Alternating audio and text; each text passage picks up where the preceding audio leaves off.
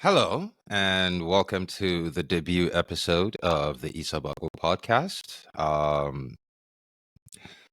To everyone that was asking me to start this podcast, I guess thank you for the inspiration. For those of you who do not know, I have a platform. I have a TikTok account with about a quarter million followers. That's the only platform that I'm on, and I do have content that I make on there. I generally started out making news content, just news, general affairs, things that interest me. Growing up, my parents were kind of into global affairs and just things that were going on around the world, and that interested me. So growing up, I continued to pay attention to stuff like that. So I started a TikTok account talking about just generally everything, historical stuff, current affairs, news, and a lot of it is Black conversation. I talk about a lot of Black stuff, and eventually my following started to grow on TikTok. And if you don't know, I once found a guy who uploaded a video bragging about exploiting Africans, and it upset me, and I made a video about it. It became a thing, and that's basically what kind of blew up my account on TikTok. Was this beef with a diamond guy named Trax NYC? He's a blood jeweler who steals, like everybody. He's a blood jeweler who steals stuff from Africa. He steals everything from Africa. So for those of you who don't know, uh, for every single dollar that goes into Africa, $50 comes out. So for every interaction we have with non-Africans, we take a $49 loss every time Africans interact with non-Africans. And that's very pathetic, which kind of ties into one of the reasons I'm doing this. But so when I was told to start the podcast, I thought, you know what, that's a good idea. At first, I really initially did not want to, because the type of conversations that I see on podcasts, but I realized the reason I see those conversations is because I don't follow other people who have different views on life and all. Like I know about the Joe Rogan podcast and all of that. So, anyways, here we are. This is the debut episode, and I want to say that the content that I am making right now, the kind of content that I'm going to make, the topic of today's video is a bittersweet one for me, because it's something I know needs to be talked about, but it's something I really didn't want talked about because of the implications. I don't even know what to say, but all right, I'll just go ahead and say it. So, long story short, the opinion I'm about to espouse right now is something is a conclusion I came down to a few years ago, but I reluctantly refused to vocalize this because I realized, especially today in this climate that we have between Black men and Black women, I realized I thought I'd be doing a lot more damage to Black men. And one of the main reasons I did not want to vocalize the things that I believe in right now is because, again, the drama between Black men and Black women, I thought I'd be giving Black women a lot more ammo that they could use against Black men, especially the Black women who do not like us, which is unfortunately is a majority, whether you like it or not. But the thing again is, as men, we should bear the burden of whatever it is. We're built for that. So it came down to it that when you think about everything and you go to the root of it, for me at least, when you go to the root of it, you could make up different versions of it, of why you think whatever it is. And for me, in the end, it came down to the men are the problem in the Black community. And whether consciously or subconsciously, the issues that we have in the Black community are the men. And the reason I say this is you have to go past surface level to see what's going on in the Black community. If you stay surface level, yes, Black women are definitely the problem, and we'll never get past that. But once you get past the surface level, you realize we men have a bigger L to take. And one of the reasons I was reluctant to do this is there's a saying in the Black community is when you get up to help someone, when you get up to help the Black community, you'll come to find out that your biggest enemy is the Black community. Your biggest adversary is the Black community. In other words, when we've been lost for so long that when you try to attempt to tell people, look, this is not what we're supposed to be doing, this is how we're supposed to be doing it, you'll get attacked. I believe on TikTok right now there's some thing going on about dresses, the type of appropriate dresses that you should wear outside of the home, in public. And black women are doubling down that stripper and horror clothes are what you should wear. And on surface level, when you look at stuff like this, they are the problem. But let's get past the surface level. When you do, you see that we black men are the problem. And again, another reason I've been reluctant to share this is I knew in sharing this, even though the intent is to help us, intent is to get us black men to get up to do something. In sharing this, I will make more enemies. Like I will like more black. I'll have more black male enemies than I would. More black men will not see what I am trying to do because a lot of us have been so stuck, are so lost that we don't even realize how messed up we are. And the whole reason this is coming apart is in light of the Marcellus Williams situation. Marcellus Williams, a black man who was innocent, did not commit the crime. There was evidence. There was evidence. DNA evidence cleared him. And yesterday, the state killed him. That made me realize everything black women had been talking about. That made me realize that this entire time, black men have been the problem in the black community. And not for reasons that people think, but it is what it is. And let's start. So, to start this conversation, I need you to ask yourself one question. Why was Marcellus Williams killed? Yes, we could say racism, we could say whatever, but it comes down to one simple answer. He was killed because the system, the governor, the Supreme Court of the state of Missouri, and everyone around the world knows one simple and singular fact about black men. He was killed because they knew beyond reasonable doubt that there was absolutely nothing that black men could do about this. They knew that we lacked the ability to bring down consequences. Physically, they knew we lacked the ability to bring consequences. Emotionally, they know we lack the ability to bring down consequences. Psychologically, they know we lack the ability to bring down consequences. Economically, they know we black men are weak. We have no power. We cannot bring consequences to anyone. We lack the ability to do anything. They know that of all the men in this world, there is only one group of men that are absolutely weak and pathetic.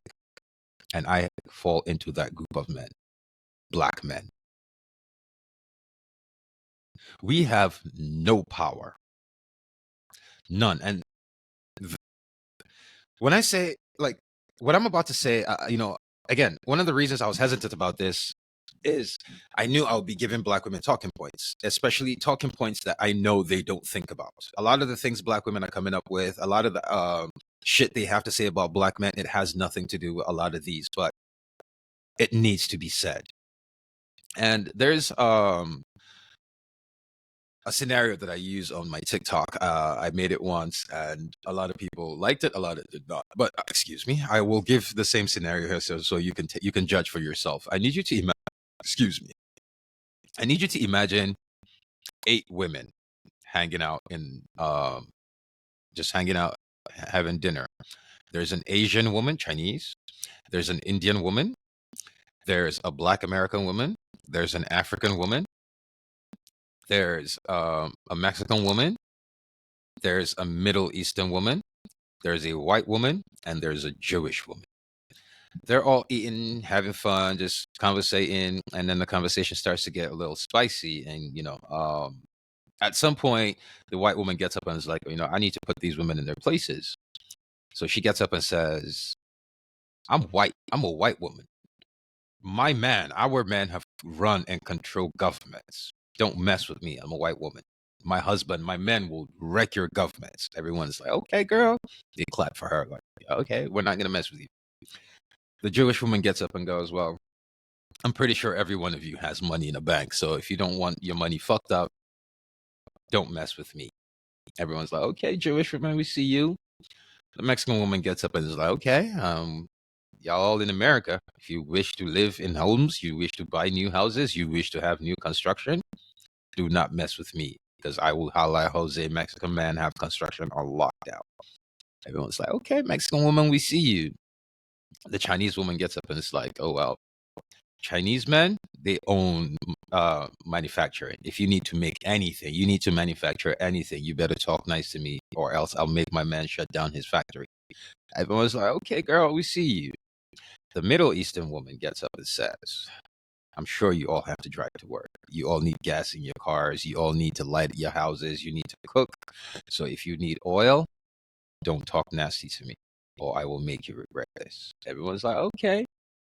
I'm pretty sure I covered everyone. But in this scenario, the African woman and the Black American woman and the Caribbean woman, what have we given them to brag about? In that scenario, black men, I need you to think, what the fuck have we given? Excuse my choice of words, but what have we given our women to brag about? In that moment, what could they clap back about? What will the African woman say? We own a continent. We have all the natural resources in the world. At that point, you know what the Chinese, Arab, and white and Jewish women say? They jump in like, okay, yeah, you might own it, but our men control it. So sit down before we tell our men to mess with your man. What does a Black American woman say? Our men built this country. Our men did this, that. And the white woman goes, yeah, well, what power y'all got? Shut up, or you get another Marcellus Williams tomorrow. Shut up. What do we have that we have achieved as men to give our women to clap back for? Black men, what part of global industry, what part of infrastructure in this world do we control? What part of infrastructure do we control? Oh yeah, so let me just go back and say this now, because I know once this video comes out, everyone will start talking shit. A lot of men will miss the point and start attacking me. Yes, I am doing this podcast out of my apartment. Yes, I am poor. Yes, that's my cat meowing in the background. I don't know what. Yes, I have been arrested for a crime I did not commit. If you want to believe I did not commit it, if you believe I did, excuse me, I guess that makes me a hero in the black community because niggas going to jail is a thing, right? I got an entire page in the New York Post for the in that. I'm a former male model. I'm a former Marine. I'm a former business owner. I don't know. Whatever it is you're going to say about me, I think I've pretty much owned everything. I don't think there's anything that you can say that, whatever it is you could say, you go ahead. But when you're done insulting me, let's go back and focus on the topic at hand, which is, as of right now, there's only one group of men in this world that would be called a pathetic, weak excuse of men, and that is black men, the group that I come from. We basically have got up and have told our women and the whole world that as men, the only people we want to compete with is our women. We lack the ability to compete with another group of men. And we have shown that time and time and time and time again. Look at the situation in Washington, D.C. I don't care what happens. I don't know or like or care about the restaurant owner. All I do know is one thing is that in this country right now, there's a UN General Assembly going on. It started yesterday. I know that when the American delegation gets up, they will be speaking in English. When anyone tries to speak to us in the United States, they will be speaking to us in English. The U.S. Embassy around the world, it's English. My point here is, while the U.S. does not have an official language, English is what we all speak. Everybody who is not stuck in their way, who's not lost in their head, can see that the recent wave of Hispanic immigrants are here for one reason. They are here to replace the Black community. The Democratic Party is done with Black people. They see what's going on. They realize the future of the world. If you see the demographics, they are bringing in new Hispanics and they're turning them into white people. And we Black people are getting together with the group, with the Hispanics, to shut us out. There are videos, multiple videos out there where business owners, construction company owners have come out and said they do not hire Black men.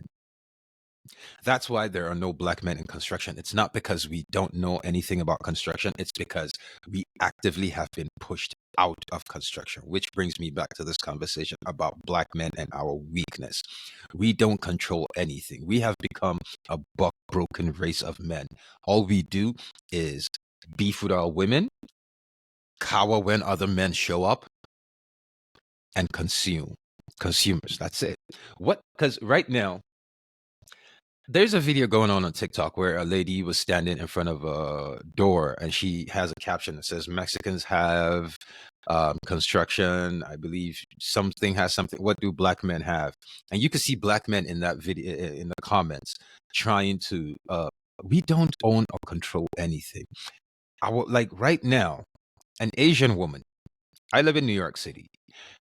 An Asian woman in New York City can wake up and say, I went to go 7 days in New York, and I am only going to interact with people from my community. I'm only going to interact with Asians. I am only going to interact with Asian men and Asian women. And it is possible. Every coffee shop she goes to when she wakes up is Asian owned. Every grocery store she goes to is Asian owned. Asians have built a network, a system. Every bank she goes to in Chinatown is all Asian. They have built a system for themselves where their women have the choice of sticking in their community or stepping outside of their community. A Latina can do it. An Arab woman can do it. We live in a white community. The only group of women in this world that cannot do it in America, that cannot say, I want to step away from every other race and only mingle with my community. The only group of women who cannot say that are Black women. And the reason they cannot say that is because Black men have not built any systems. We have not built anything for our women to be able to exist on their own. Nothing. And then the worst part of all of this, I think the thing that breaks my heart the most about us Black men is we have become so pathetically weak that we make excuses for everything. Here's another scenario that I like to use on TikTok when I do my lives is there are 8 people. Oh, let's go with 7. There are 14, sorry. 14 people in a cave. We're going to prehistoric times now during the caveman era. There are 14 people in a cave. There are 7 men and 7 women. They were out enjoying themselves or whatever. And when nighttime came, they sought shelter in a cave. They checked the cave was safe, so they went in and spent the night. By morning, by the time they woke up, they found that there was a saber-toothed tiger laying down at the entrance. There's only one way in and out of the cave. The saber-toothed tiger cannot see them, and she's just laid there. Day 1, saber-toothed tiger does not move all day. She already has her big kill right there by the door. By the entrance of the cave, the saber-toothed tiger has this massive kill that's going to take her a week to finish. So she has no plans of going anywhere. Day 1, these people make it through. They're starving. Day 2, they're starving. Day 3, the women start going, look, caveman language. Like, look, man, we have to eat something. We don't care. We're starving. Of those 7 men, 2 men start talking to their women.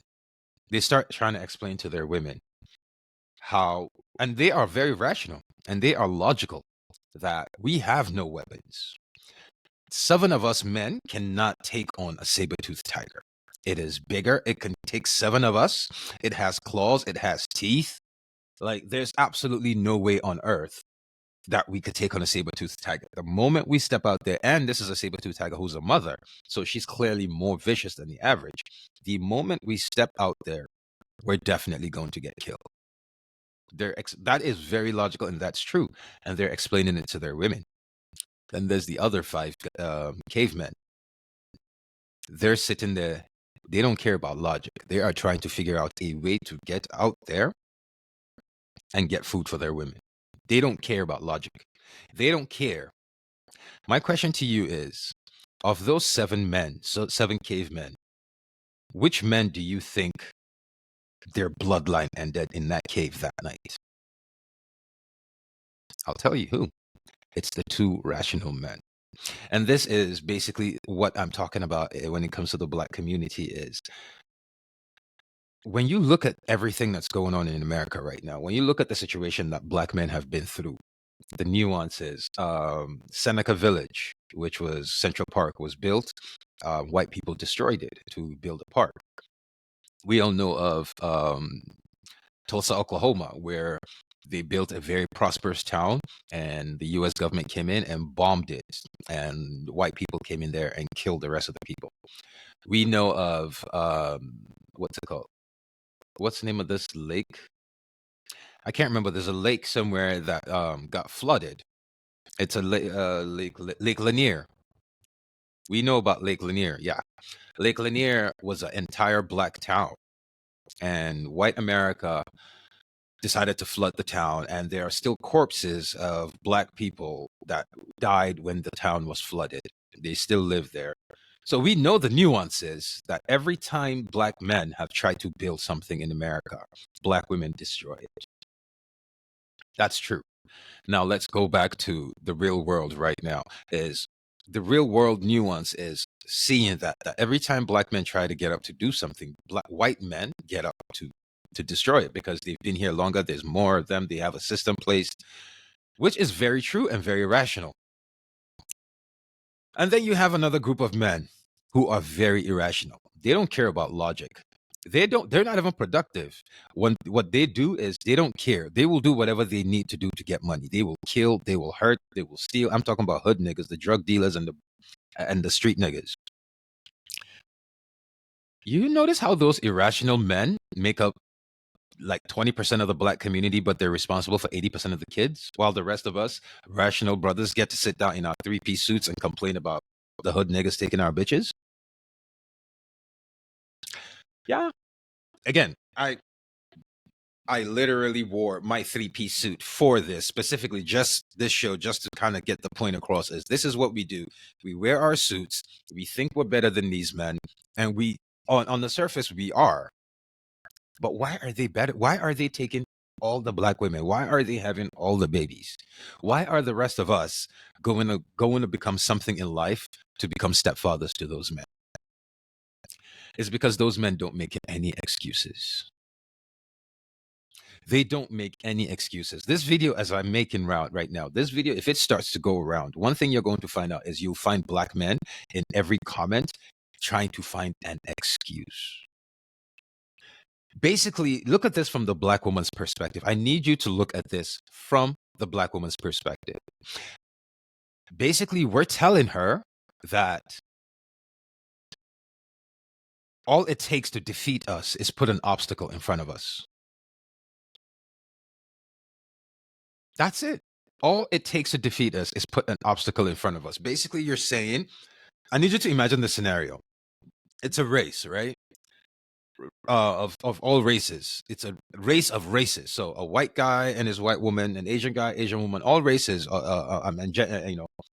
And right before the race, the white man sneakily walks over to the black man and puts a ball chain, clamps a ball chain on the black man's leg, creeps over to the black woman, clamps a ball chain, which is a real world scenario. So once the race started, everybody got a head start, which is the same as in the black community. Is everyone has a head start on us.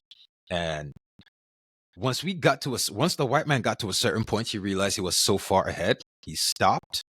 Him and his woman, they put barriers on the road, obstacles, and they kept running. And then we are seeing it. The Asian man, the Chinese man, ran up with his woman, and they got to the barrier. They got to the obstacle. They looked. They were like, "Shit!" The Chinese man ran, built a bunch of ladders, put it there, and him and his Chinese woman jumped over. And now they're chasing the white man. The Indian guy came, did the same thing, built a bunch of ladders, did that. We watched the Arab guy. We watched the Mexican. We watched the Venezuelan, the Filipino. We're watching everyone come in. Everyone. The black man and the black woman were in last place because the white man messed up and cheated and put a ball chain on our legs. When we got to that obstacle, as soon as we got to the obstacle, the black woman's looking at us like, okay, we're last, but come on, do something, do something. And then look at this from the black woman's perspective. Instead of us to do something, to find a way to get over that obstacle with our woman, we stood there and like, babe, we can't go any farther. Look what the white man put. The white man put this here to block us, and he put something on our legs. Can't you see? And she's there looking like, yeah, the white man put this to block, but look, those men built ladders for their women and they jumped it. So why are you not? And you're standing there talking about, girl, look, nuance. He put an obstacle. We have a ball chain. We can't do this. And then you turn around and you look at her and you're like, and while you're at this, I need you to cook me a meal. I need you to get rid of your hair, and I need you to fix your attitude.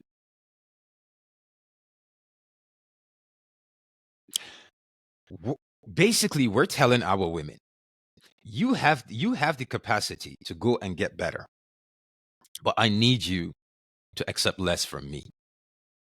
And yes, before you come in, we have seen our women try to go seek better, and those men do not want them. And that is what makes their anger worse. Is they're like, oh, black man, you know what? You don't want to build for us. You don't want to do anything. You want to be a weak, pathetic excuse of a man. I'll go find another man. And they went, and those men were like, oh, no, we don't want you. Get out of here, negress. So her anger is, we have shown her she's not worth building for. And she goes to those men, and those men are like, yeah, no, we don't want you. So you can understand their anger. And I guess one of my biggest angers right now is the fact that I'm saying this, and this video is going to come out. I'm going to post it. And black women who hate black men, I'm talking about the Crystalline Karazins, the, what's it called? The Cynthia G's, they're going to take this. They're going to run with it. They're going to use it to crucify us. But we need to be crucified. We absolutely need to be crucified. Because, I got one. Yeah, I remember a few years ago on Twitter where this lady, black woman, child of a black woman and a white man. God damn it, my cat! I locked him in the red room, and he's trying to come out. So please forgive the noise. The story. This was back in a few years ago. There was a black woman who's a biracial daughter of a white man and a black woman. Posted a video, an image of a man that she finally gave a chance after like 3 years of him being in the friend zone. A lot of black men came through. They were like, yo, don't do that. Don't ever be that guy from the friend zone. So they clowned him. And her response to black men clowning him was calling us bullet bag. She created that term, bullet bag. And that term has caused so much problems in the black community. But I guess, excuse me, let me go see about this cat.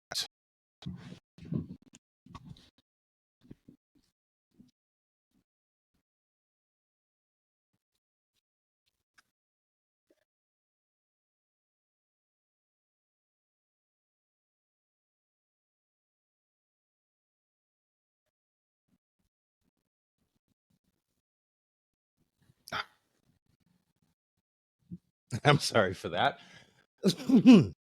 Yeah, so back to the subject at hand. That bullet bag conversation, right? It hurts so deep, but with the recent killing of Marcellus Williams, I sat down and I thought about it.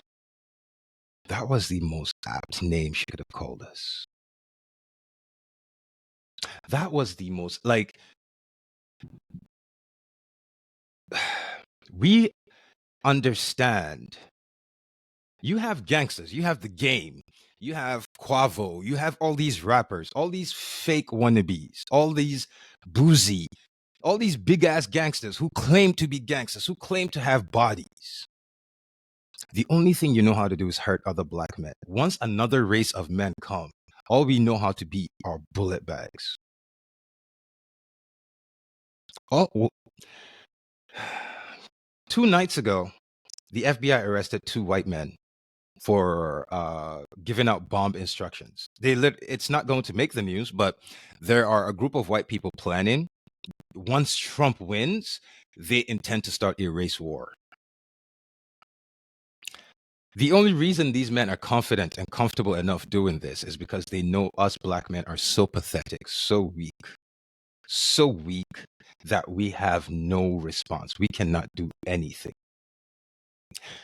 And look at, again, Africa, an entire continent, not a single African country controls its own fate. Except for the Sahel Alliance recently, Burkina Faso, Mali, and Niger that recently had a coup. Besides the Sahel Alliance, not a single African country controls its fate. An entire continent of over 2 billion people are answering to less than 200 men, white men. And then we expect African women to respect us. How? I'm Nigerian, and you go online and it's like, Nigerian men, we want to act like we're the shit, right? Till you go to Nigeria. I know saying this right now, South Africans are going to come out. You know what? If you're a South African man, you're not part of this conversation. When we talk about African men, South African men, you're not even, if black men are not worthy of being men, you're not even human. Like in your own country, the Boers, the white people are 7% of the country, and they are literally feeding you to their pigs. They're killing you on their farms and feeding you to their pigs. So South African men, do not even come in here. Don't comment. When we're talking about black men, you're not part of this conversation. South African men and women, you're property. You are property of the white boa. So don't even, because I said something about Nigerians, they're about to come, get the hell out of here. Don't even start before I call Ebola to turn you into pig food. Shut the hell up. I hate South Africans. I said what the hell I said. If there's any black people in this world, I want to see black liberation for every black person except South Africans. I want to see black liberation for every black peoples in this world except South Africans. I want South Africans to remain, not just remain where they are. I hate them so much that I want apartheid to come back, and I will actively support apartheid. I will do my part. If apartheid ever comes up, I will do my part to support it. Cape Independence, I don't want Cape Independence because that is cutting South Africa into smaller parts. No, the Boa deserves the entire country. That's his country. They call them Boalandia. That is the land of their ancestors. So, you know what?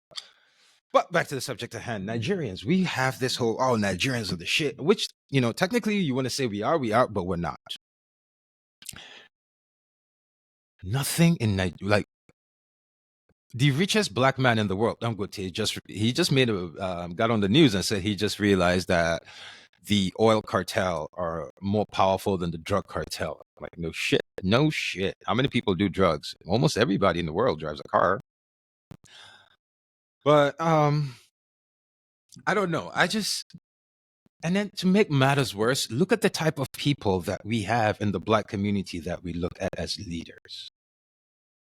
Like, we have no one, and that I made a video that went viral talking about Mormonism. Actually, I just did a video with a lady, an attorney, and that will be my next episode. I'll be posting this as my first episode. I just wanted to say it out that black men were weak, we're pathetic, we're useless, we ain't shit, we don't control anything, we don't have anything. Our women don't respect us, nobody respects us, we don't even respect us. Somebody needs to say it. Somebody needs to say this. Black men, we need to stand up. We are the most fractured group of men in the world. So sad. One of us just got killed yesterday because they know there's absolutely nothing we can do about it. They know that, see, that governor would have never done that shit if it were Venezuelans. See, the part is that we're so buck broken, they know we cannot even form organizations to seek outside help. Like if we were if we were not American, the US government would have come to black people and would have somehow formed an organization, would have given us weapons, would have given us funding to fight the government that treats us the same way America's treating us.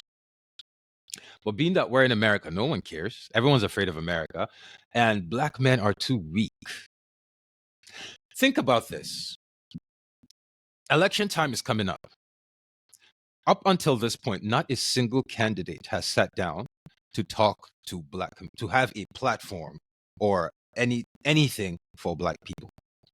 No one has come out and said, look, you're at the bottom of American society. This is what I will do to help you to fix situation. Not one person has said that because we don't deserve it. We haven't earned it because we are pathetic, because our men are useless. Yes, the Democratic, again, I understand nuance. Whatever you're going to say, I understand nuance. I understand context. I understand America doing what America does. I understand America trying everything it does. I understand America elevating the black woman. I understand all of that. All I'm saying is men don't make excuses.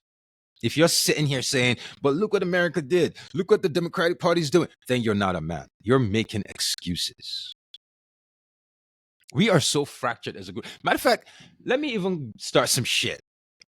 The gay black men, yeah, you too. You're worthless, you're pathetic, and you're shit too. Gay black man, I call you the fuck out.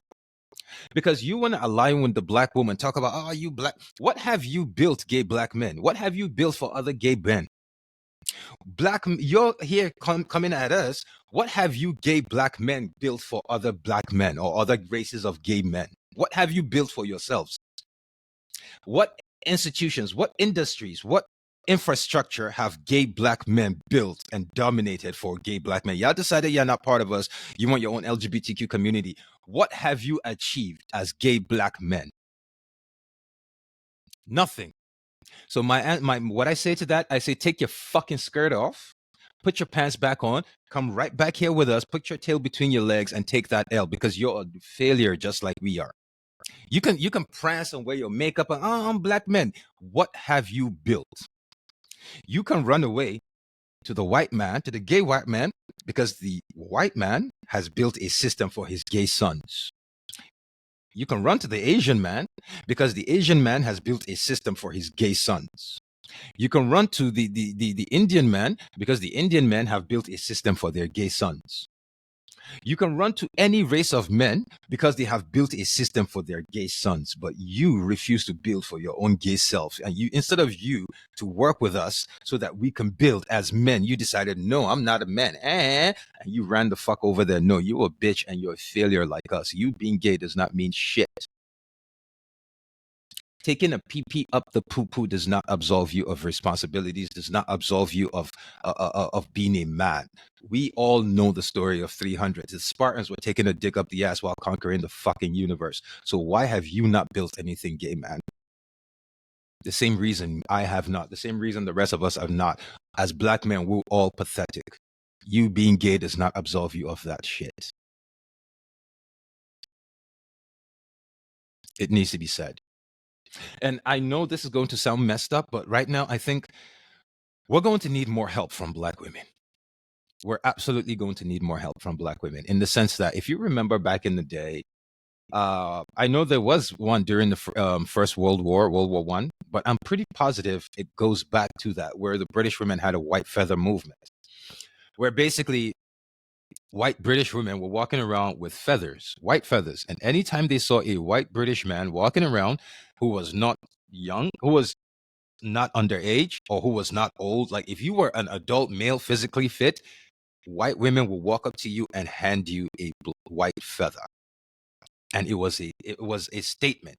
The white feather symbolized you're missing a feather to pluck back because you're a fucking chicken. You're a weak man who lacks the ability to man up and go fight for the British Empire. They shamed British men into conquering the world. Shame has a very, very, very. Go ask anyone about Liberia. If you're black, ask all the Liberian women alive today and their mothers. They will tell you the power of women, the power of vagina, the power of shame. The Liberian Civil War, you know how long that lasted? Every single human, everyone, Pope John Paul, American government, EU, Russia, Saddam Hussein, everyone tried to end that war. They didn't want to stop because they had problems. They were men. They want to fight each other. Till the women decided, if you don't want to fight, no sex. Literally, go look it up. A woman named Sirleaf Johnson started this movement. She said, if you want to fight, no sex. And within 6 months, the war had ended. No boom boom for 6 months, war finished. That's the power of vagina. So what I'm asking black women now is to start a movement. I'm asking black women to start your own movement, a black feather movement. I started the black. I've actually gone ahead and taken the initiative. I've started I created a logo. I believe I'll upload it or I'll add it. So you can check my link. I'll add it. You can check it. I even have a website for. It's called blackfeathertees.com. So blackfeathertees, one word. Go to blackfeathertees.com and check it out, and you will see. I have, because I feel like black women need to start shaming black men. And for the rest of you right now, you're gonna see that, be like, oh, yo, that's what it was all about. He was just trying to make money. He was just trying to scam. Yes, I was trying to make money. Two things can be true. Black men need to be shamed, and I need to make money. First of all, I was alive a few years ago when Kylie or Kendall Jenner, one of the two, almost hit $1 billion, and people started crowdfunding to raise money for her to hit $1 billion. You know what she did? She did not say, oh my God, I am almost $1 billion. I have so much money. I need you guys to use this money for Habitat for Humanity. She did not do any of that. She said, give me. So if Kylie Jenner with her $1 billion can receive money, you think I will be ashamed? You have lost your freaking mind. There's no shame here. We have the ability. I want to make money off of shaming black men. We can do something.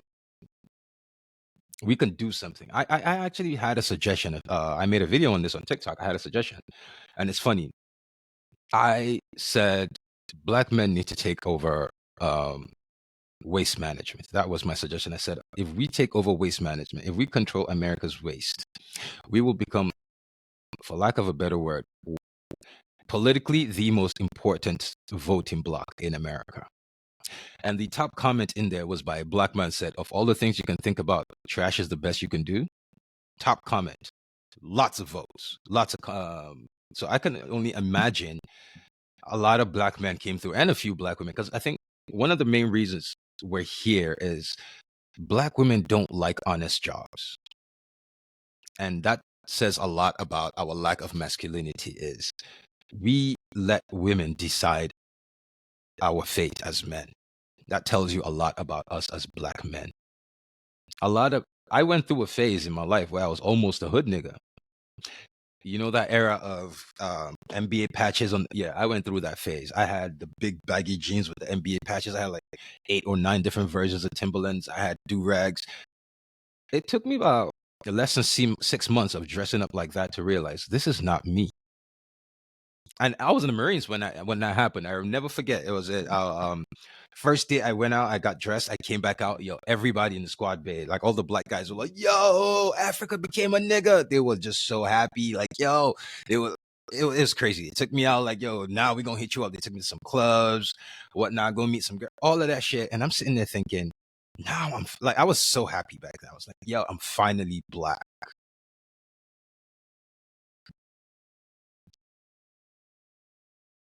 I thought I had to be a hood nigga to be black. I thought I had to be a ghetto ratchet dude to be black. But here we are. So black women, we need you to start shaming us. We need a black feather movement. I'm serious. We need black women to start this movement of shaming black men into doing something. Because when I suggested waste management, I need you to look at this scenario. Oh, you know what? Let's use Marcella's scenario situation for as an example. So Marcellus Williams is about to be executed, right? and let's say 5 black men control New York City's waste management. 5 black men. Those black men will call the mayor, will call the governor of New York, and they will say one simple thing: Mr. Mayor, Mr. Governor, that man is innocent. He is an innocent man. It's not like, no, he is innocent, and you're trying to kill him. If Missouri kills that man, New York State, we will not pick up one single trash till the end of the year. Everyone will come to New York to see the ball drop and will waddle through bags of, like, you know how you snow walk? You will snow walk through bags of trash. Every billionaire on the Upper East Side, all those men who fund your campaigns, they will have to walk through trash to get to their limousines. Every New Yorker, a city of how many million people, every single one of them will have to fight rats every day to get on the subway before they go to work. We will not pick up trash for the next 3 months. What do you think would happen? What do you think will happen? I'll tell you what will happen. The mayor of New York City would pick up a phone and make a phone call. That's power. We have nothing to bargain with. We have nothing. Like, how are you not? And the thing that bothers me is I see all these images, videos, like all these celebrities, all these Jay-Z, 50 Cent. You see pictures of all these black celebrities collectively in one group. I remember, never forget that picture. Dave Chappelle. Like, y'all niggas never once sat down and said, look, we need to come up with a way to gain power. We need to come up with a way to have, because Diddy's going down. Jay-Z, if you think you're powerful, bitch, you're going down soon too. You black men have never, like, wealthy black men, Wall Street, all you wealthy, like, not one group of black men have ever sat down and said, we need to find a way to dominate an industry so that we can have leverage. None. Like, am I the first one to have this? I couldn't possibly be the only one to have this thought. The richest black man in the world is in America. The richest black man in the world is in America. His kids are not exempt. He understands. I remember when he went to Morehouse, like, what is going on? This is generations. I don't know, man. Like, how are you not? Why are you not angry? Why doesn't this upset you? How are you not frustrated? Black man, how are you not frustrated? Like, our public image is dead. Our private image in the eyes of we have nothing. We have not built any system. We don't have any banks that we built to put money in. We have nothing for our women. Oh my God. Like, how do we not get frustrated? And then we wake up, and you know, the one that blows my mind the most is the passport bros. All you red pill niggas. It's like, you're so fucking pathetic. You decided that your thing is to run away from the black woman because the black woman asked you to build. And your solution is to run to another group of women whose men have built a system for them, whose men have built a system that have made them submissive, a system that have made them become the women that we want black women to be. Your solution is going there and fitting perfectly within the system that another race of men have built for the women, like the good little black man you are. Passport bros, right? Your solution is, instead of staying and getting mad and building a system, building a network, dominating something, conquering something, some type of infrastructure, instead of us to get mad and do that, your solution is to run to another country where the men have done that so you can go to their women. So my question to you, all you passport bros, is, now that you've run to those women, that you've got these the submissive women with real hair that you've been looking for, what have you built for them? What infrastructure is there available for passport bros that you've built for your submissive women with real hair? Don't get me wrong. You hear me? Like, I hate the brashness of black women. I probably would never date one. Let's be real. I probably would never date one with that brashness she's got going on. I'm African, so at least thankfully, being a Hausa, I am glad that I have my culture to run back to. I'm being real. You want to call me a hypocrite? It is what it is. I'm glad I have Hausa women to run back to. But the truth of the matter is, again,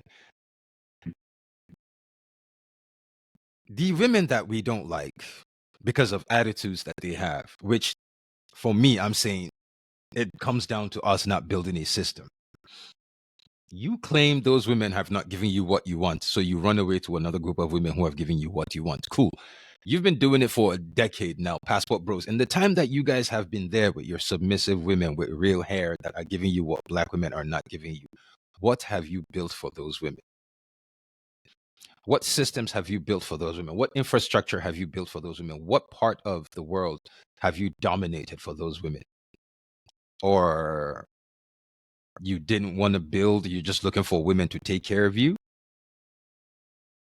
Like, the annoying part is, look at again, how the fuck did Dr. Umar even become a representative for the black community? Like, that man is a joke. When I say a joke, I mean Dr. Umar is literally a promotion party clown. Like, sisters, listen, when, like, you professional black women, right? You go out there and you finally make partner. You've busted your ass to get where you are, and you finally achieved that big dream you've wanted your whole life. And your girlfriends invite you out, and there's a surprise coming. You're thinking, I don't know, what is it? What is it? You got your eyes closed. You're thinking stripper maybe, and they go, open your eyes. You open your eyes, and you see a man go, "How you doing, my sweet sister?" And everyone starts laughing. Like, that's what Dr. Umar is supposed to be.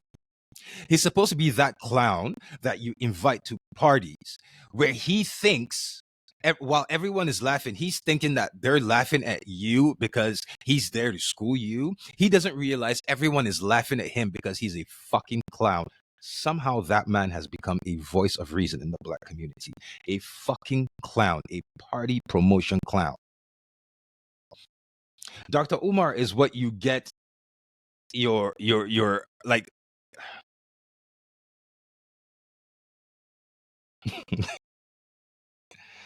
that tells you the state of our community, where that man, that grifter, that piece of shit, absolute no good, buck broken, worthless, pathetic human is representing us.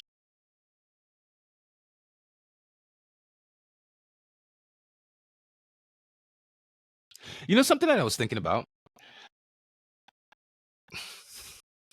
Black women have a $10 billion company, right? Not company. They have a $10 billion market in the hair industry. Yeah, ever thought that maybe if we said, fuck it, we got up and started building, that's a $10 billion investment we can fucking take away from the Chinese and the Indians that black women will give us. All we need to do is start something. Like, right now, I found out apparently in Ohio that I didn't even know there was a Somali community in Ohio, but apparently there's a big trucking Somali community in Ohio. And I was wondering, if you guys are that big in numbers, why don't you organize? Everyone understands the power of dominating except us. We are the only ones who want to be solo. I want to just get just me and my girl. I want to flex on everybody. It's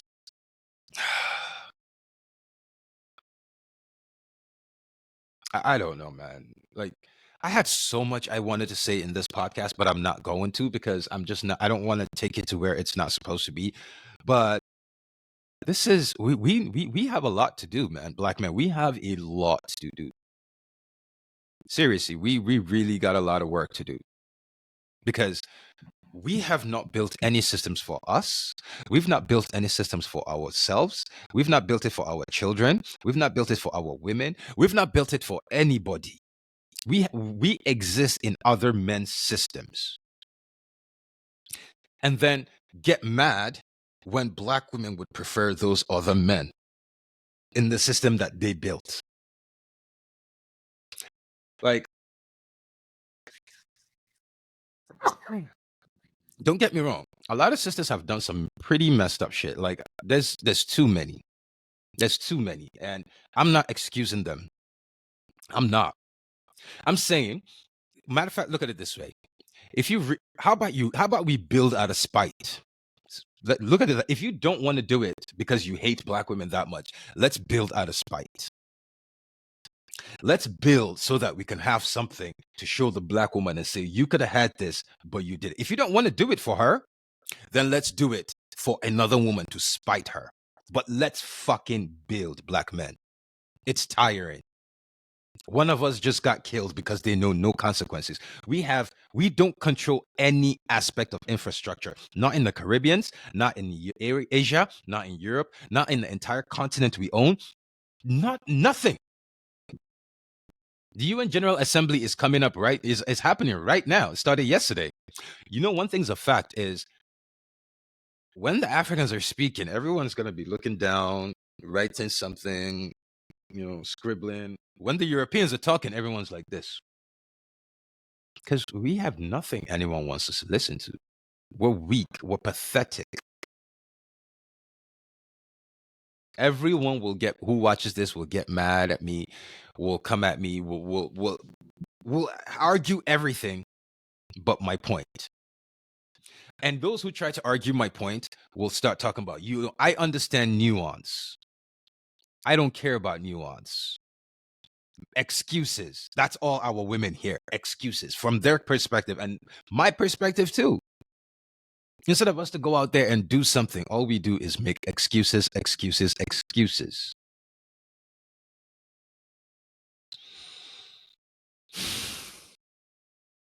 We got to do better, man. We really, really got to do better. Seriously. Because again,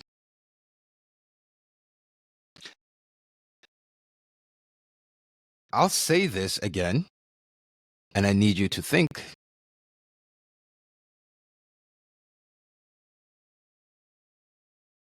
I need you to look at this. I need you to think about this that I'm about to say right now. So basically, the black woman, all we're telling her is, to defeat us, all the white man has to do is put an obstacle and put a big sign that says obstacle, like the Looney Tunes, a big sign with an arrow that says obstacle.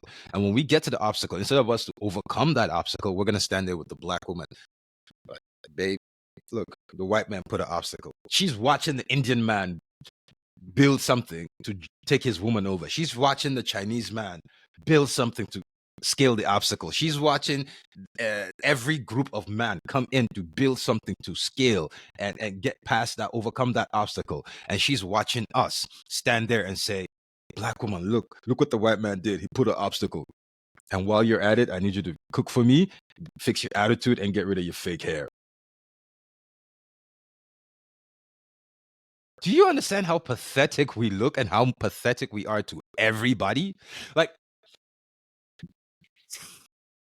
I said this. I never wish I will never wish that I'm another race of man. But there are days where I wish I was not black, like translucent. Because it is embarrassing to be a black man. Thanks to other black men. All of us, we are a collective joke. And unless we see right now, it takes like masculinity. Being a man is accepting that I fucked up. I messed up. You get knocked down, you stand up, you dust yourself, and you try again.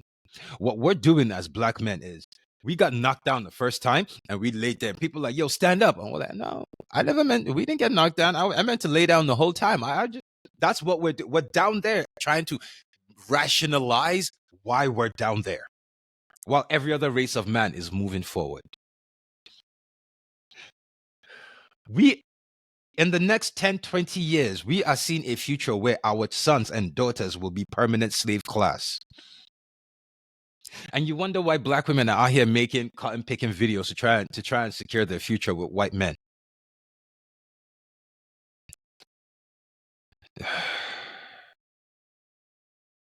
I really don't know. I don't know, man.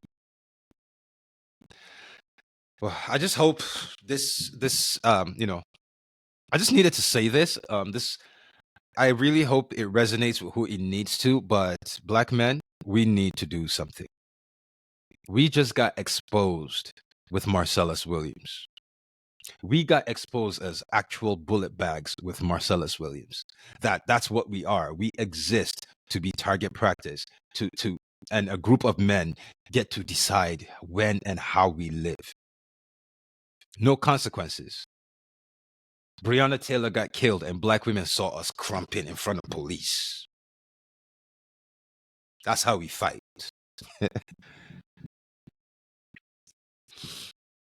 And then we want to tell them to respect us and cook for us. Black men, we need help. We need some serious help, and no one is going to help us but us. Thank you.